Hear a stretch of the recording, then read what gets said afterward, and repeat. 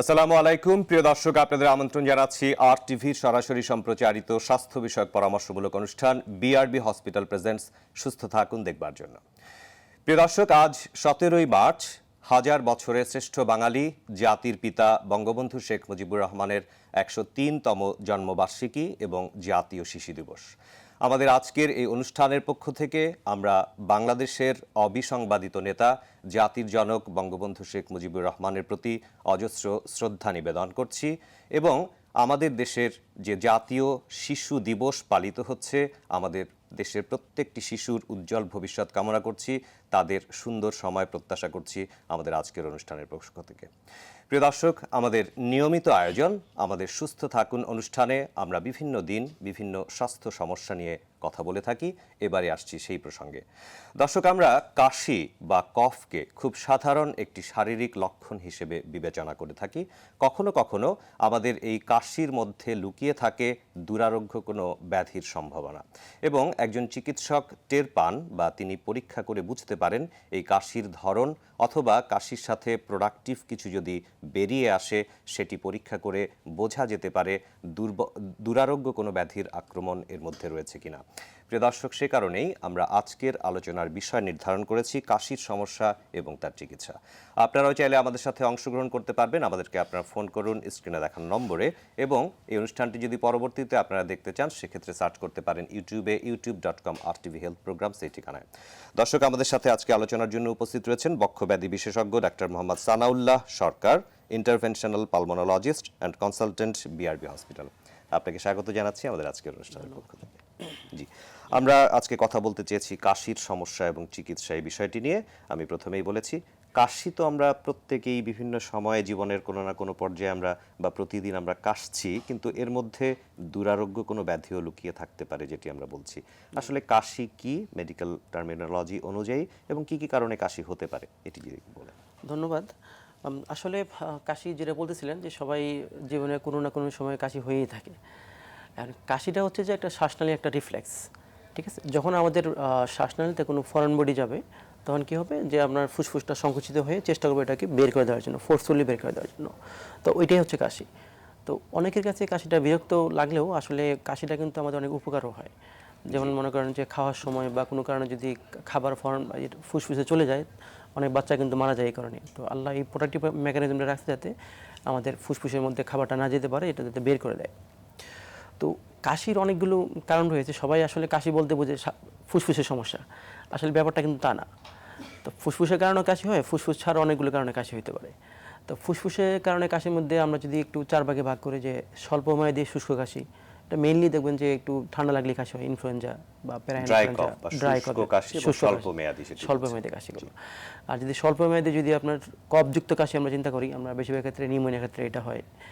আর দীর্ঘমেয়াদী শুষ্ক কাশির ক্ষেত্রে অনেক সময় হাঁপানি অথবা ব্রঙ্কাইটিস যেটা হয়, অনেক সময় পালমোনারি ফাইব্রিসিস আমরা চিন্তা করি, অনেক সময় লাং ক্যান্সার এরকম হতে পারে।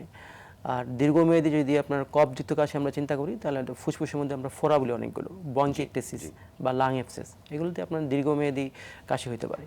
তো এটা তো গেলো ফুসফুসের। এটা ছাড়াও আপনার যদি ফুসফুসে কোনো পানি আসে বা ফুসফুসের মধ্যে যদি কোনো পর্দার মধ্যে বাতাস ঢুকে যায়, তাও কাশি হতে পারে। হার্টের কারণে কাশি হতে পারে, ব্রেনের কারণে কাশি হতে পারে, ইভেন পেটের কারণেও কাশি হতে পারে। এটা ছাড়া যদি এবং কোনো কারণ ছাড়াও কাশি হতে পারে, আবার দেখা যায় কোনো ওষুধের কারণেও কাশি হতে পারে। আবার অনেকে যেটা হয় কারো মনোযোগ আকর্ষণ করতে গেলেও কাশি দেয়, এটাও একটা কাশি কারণ। আচ্ছা, আমরা বুঝলাম যে মূলত আসলে ড্রাই কফ বা প্রোডাক্টিভ কফ বা শুষ্ক কাশি এবং কফযুক্ত কাশি সেটির কথা বলেছেন এবং স্বল্পমেয়াদী এবং দীর্ঘমেয়াদী এবং বিভিন্ন কারণে বা অন্যান্য রোগের কারণেও কাশির বহিঃপ্রকাশ ঘটতে পারে, সেটি আপনি উল্লেখ করেছেন। অনেক দর্শক আমাদের কাছে এই কাশি সম্পর্কিত বেশ কিছু প্রশ্ন করেছেন, সেই প্রশ্নগুলো আমরা সাথে সাথেই দেখছি বা দেখতে চাই, তারপরে আমরা মূল প্রসঙ্গে আবার ফিরে আসব। আমরা দর্শকের প্রশ্নগুলো দেখব। স্যারের কাছে আমাদের প্রশ্ন হচ্ছে, নর্মাল যে কাশি আর যক্ষা হলে যে কাশি হয় সেটা আমরা কিভাবে বুঝতে পারবো? বিল্ডিং কন্ডিশনে কাজ করতেছি, দীর্ঘদিন ধরে কাজ করি, আমার থেকে কাশারি হয়। এটা কি কাজের মাধ্যমে হচ্ছে নাকি অন্য কিছু, এটা আমি জানতে চাই।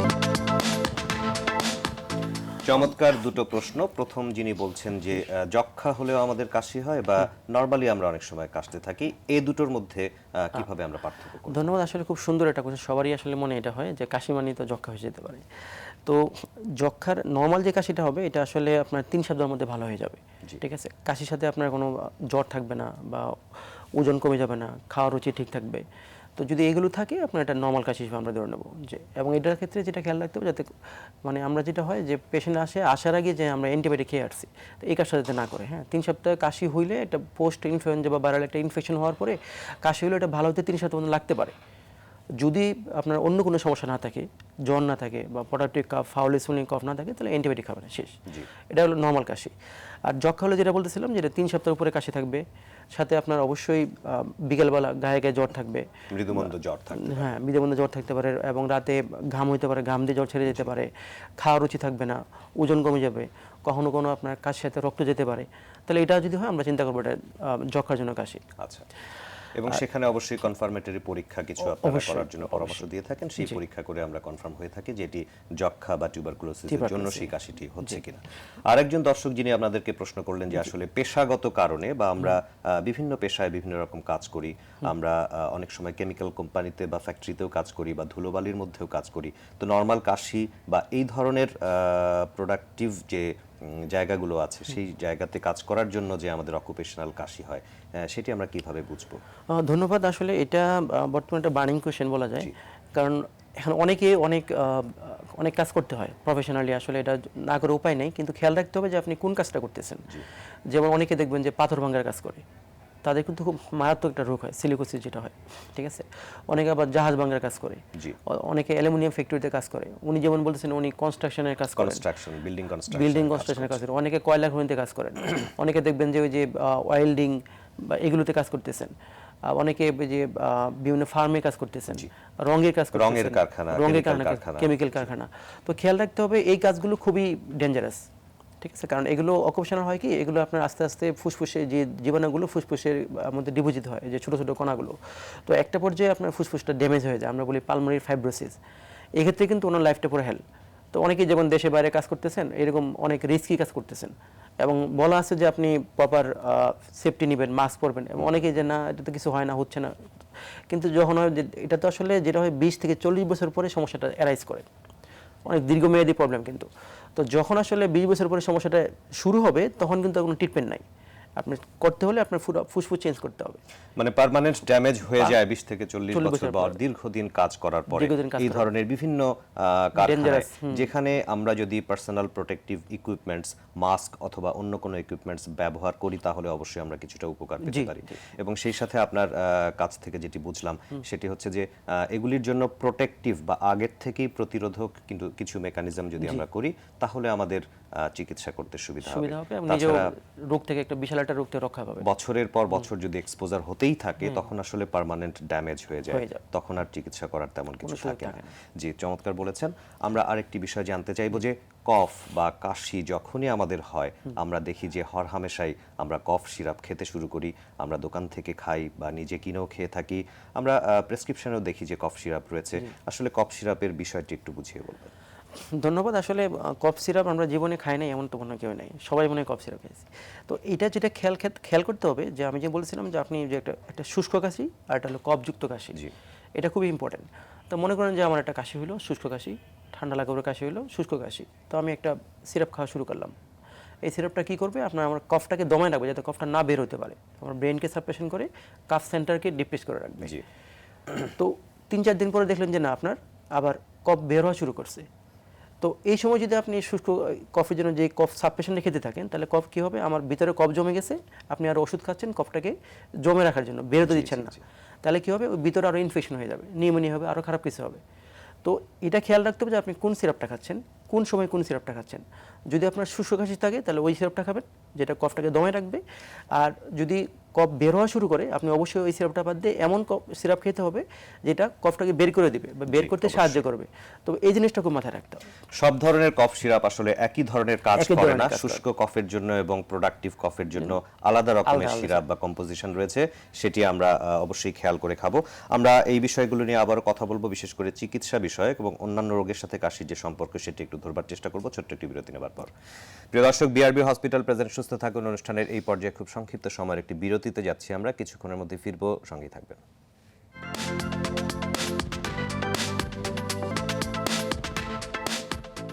প্রিয় দর্শক, বিরতির পর আবারও আপনাদের স্বাগত জানাচ্ছি বিআরবি হসপিটাল প্রেজেন্ট সুস্থ থাকুন অনুষ্ঠানের আজকের পর্বে। আমাদের আজকের আলোচনার বিষয় কাশির সমস্যা ও চিকিৎসা। আমাদের সাথে আলোচনায় অংশগ্রহণ করছেন বক্ষব্যাধি বিশেষজ্ঞ ডাক্তার মোহাম্মদ সানাউল্লাহ সরকার, কনসালটেন্ট বিআরবি হসপিটাল।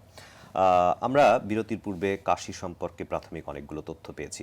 আমি একটু এভাবে শুরু করতে চাই যে বিশেষ করে করোনার সময় একটি শব্দের সাথে আমরা সকলেই বা দেশবাসী পরিচিত হচ্ছিলাম, সেটি হচ্ছে যে কফ ইটিকেট বা কাশির শিষ্টাচার।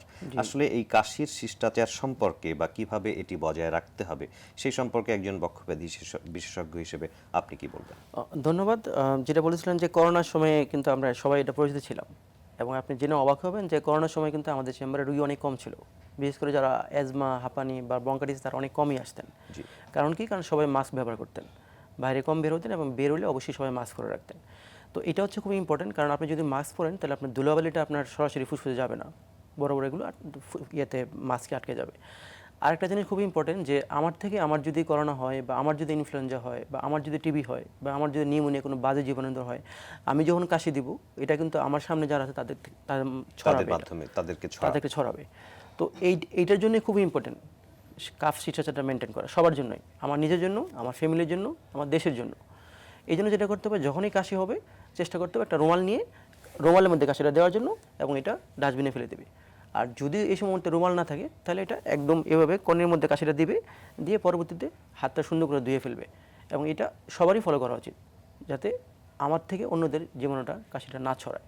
অবশ্যই নিজের প্রোটেকশনের জন্য তো বটেই, এবং আরেকজনকে প্রোটেক্ট করবার জন্য আসলে কাশির এই শিষ্টাচারটি অত্যন্ত গুরুত্বপূর্ণ।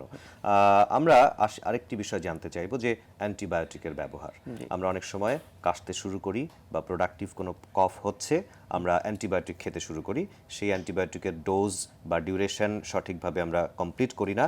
এই বিষয়ে আপনার কাছে আমরা একটু জানতে চাইবো। তার আগে একজন দর্শক আমাদের সাথে কথা বলতে চাইছেন, দর্শকের সাথে একটু কথা বলবো। জি দর্শক, আপনার নাম বলে প্রশ্নটি করবেন। জি, আমার নাম মাহমুদ, আমি রাজশাহী থেকে বলছি। মাহমুদ সাহেব বলুন, শুনছি। জি, আমি রাজশাহী থেকে বলছি মাহমুদ। আমার মা, ওনার বয়স প্রায় 65 বছর। উনি দীর্ঘ সময় কোভিড আক্রান্ত ছিলেন। জি। উনি আক্রান্ত থাকা অবস্থায় আমরা দেখছি সেই সময়টা তার কাশির ভয়াবহ দেখছি, সেই সময়টা প্রচুর কাশতেন সেই সময় আমরা। তো এখন উনি সুস্থ, কিন্তু গত সপ্তাহ থেকে উনি প্রচুর কাশতেছেন। জি। কোনো জ্বর নাই, অন্য কোনো আনুষঙ্গিক কোনো কোনো সমস্যা নাই, কিন্তু তার কাশ হচ্ছে প্রচুর। আচ্ছা, জি, আপনাকে ধন্যবাদ। দর্শক, আপনার মায়ের যে হিস্ট্রি আমাদেরকে শোনালেন সেই অনুযায়ী আমরা কিছুটা পরামর্শ দেওয়ার চেষ্টা করছি। জি বলুন। ধন্যবাদ। আসলে এখন যারা যে পেশেন্টগুলো আমাদের কাছে কাশি নিয়ে আসতেছেন, আমরা প্রথমে হিস্ট্রি নেওয়ার চেষ্টা করি তার কোনো কোভিড হয়েছিল কিনা, ঠিক আছে, বা কোভিড হওয়ার কারণে হসপিটালে ভর্তি হওয়া লাগছে কিনা, অক্সিজেন লাগছে কিনা। উনি বলেছেন যে ওনার করোনায় তিনি আক্রান্ত ছিলেন। ওইটাই 65 বছর কোভিড হওয়ার বয়স। পরে কি হচ্ছে যে আমাদের ফুসফুসটা বেশিরভাগ ক্ষেত্রে হাইপার অ্যাক্টিভ হয়ে যাচ্ছে, ঠিক আছে, হাইপার অ্যাক্টিভ হয়ে যাচ্ছে, যার কারণে কোনো ধুলাবালি বা কোনো একটা নর্মাল একটা একটা ঠান্ডা লাগলে কাশিটা অনেকদিন পারসিস্ট করতেছে আমাদের, যেটা আসলে আগে ছিল না।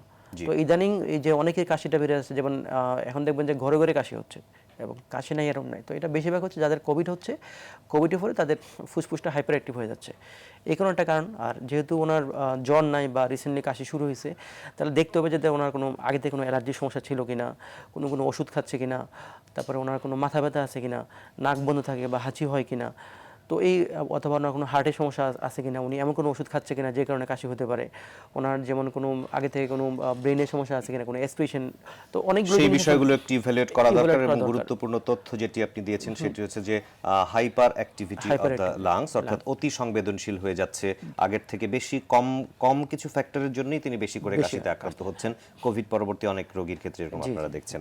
জি, আরেকটি বিষয় জানতে চেয়েছিলাম যে এই যে আমরা অ্যান্টিবায়োটিক ব্যবহার করি হঠাৎ করে কাশি হলেই বা কফ হলেই, সেই বিষয়ে আপনারা কিভাবে পরামর্শ দিয়ে থাকেন? ধন্যবাদ। আসলে সবার প্রতি একটা রিকোয়েস্ট থাকবে যে যখনই কাশি হবে, শুষ্ক কাশি বা প্রোডাক্টিভ কাপ বলেন, তো এটা যদি আপনার নর্মাল একটা ভাইরাল ইনফেকশনের কারণে তো মেইনলি কাশিটা হয়, মোস্ট অফ দ্য ক্ষেত্রে পোস্ট ইনফ্লুয়েঞ্জা যেটা হয়, এটা পরে কিন্তু আপনার 3 সপ্তাহ কাশি থাকতে পারে, 3 সপ্তাহ পর্যন্ত কাশি থাকতে পারে। হ্যাঁ, তো যদি এই কাশির সাথে আপনার জ্বর না থাকে, 3 দিনের বেশি জ্বর না থাকে, অথবা যদি আপনার প্রোডাক্টিভ কাপ বের না হয়, ফাউল স্মেলিং বা ইলো যদি কাপ বেরোনো হয় তাহলে আপনি অ্যান্টিবায়োটিক খাওয়ার দরকার নেই।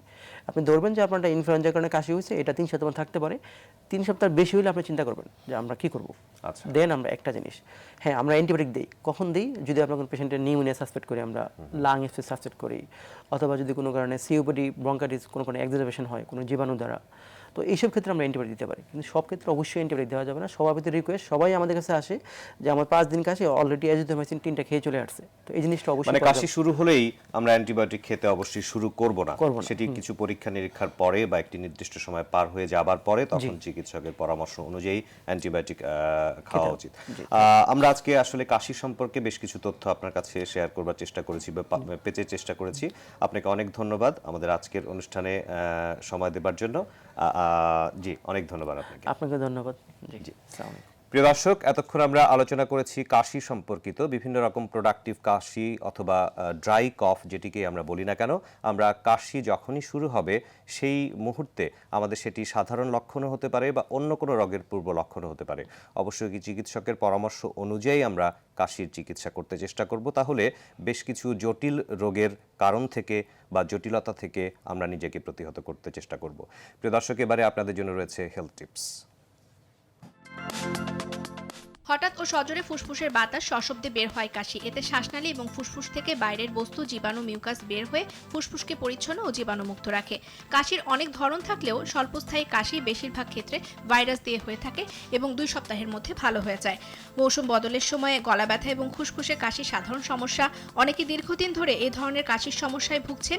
দীর্ঘস্থায়ী এই কাশিকে ক্রনিক কফ বলা হয়। কখনো কখনো দীর্ঘস্থায়ী কাশির কারণ চিহ্নিত করা কঠিন হয়ে থাকে, তবে সবচেয়ে সাধারণ কারণগুলো হলো তামাক ব্যবহার, পোস্ট নাসাল ড্রিপ এবং হাঁপানি। চিকিৎসার আগে কাশির সঠিক কারণ বের করা উচিত। ঠিক কী কারণে কাশি হয়েছে তা জানার জন্য রক্তের সিবিসি, বুকের এক্স-রে ইত্যাদি পরীক্ষা করতে হয়। দীর্ঘদিনের কাশি নিরাময়ে চিকিৎসকের পরামর্শে কফ সিরাপ সেবন করতে পারেন। মধু দীর্ঘমেয়াদী কাশির জন্য কার্যকর চিকিৎসা। গরম চা, আদা চা এবং আঙুরের রসে মধু যোগ করে প্রতিদিন অল্প করে খাওয়া যেতে পারে। ধূমপান ও তামাকজাত দ্রব্য পরিহার এবং ধোঁয়া ও ধুলো এড়িয়ে চলা উচিত। এছাড়া খুসখুসে কাশি ও গলা পরিষ্কার করতে হালকা গরম পানিতে লবণ দিয়ে কুলকুচি করা ভালো। আর মনে রাখতে হবে, পরিচ্ছন্ন এবং নিয়মতান্ত্রিক জীবনযাপনই সুস্থতার পূর্বশর্ত। প্রিয় দর্শক, বিআরবি হসপিটাল প্রেজেন্ট সুস্থ থাকুন অনুষ্ঠানের আজকের আয়োজন এ পর্যন্তই। আপনাদের সকলকে আগামী সপ্তাহের অনুষ্ঠানটি দেখবার আমন্ত্রণ জানিয়ে আজকের মতো আমরা এখানেই বিদায় নিচ্ছি। সকলেই ভালো থাকুন, সুস্থ থাকুন। আল্লাহ হাফেজ।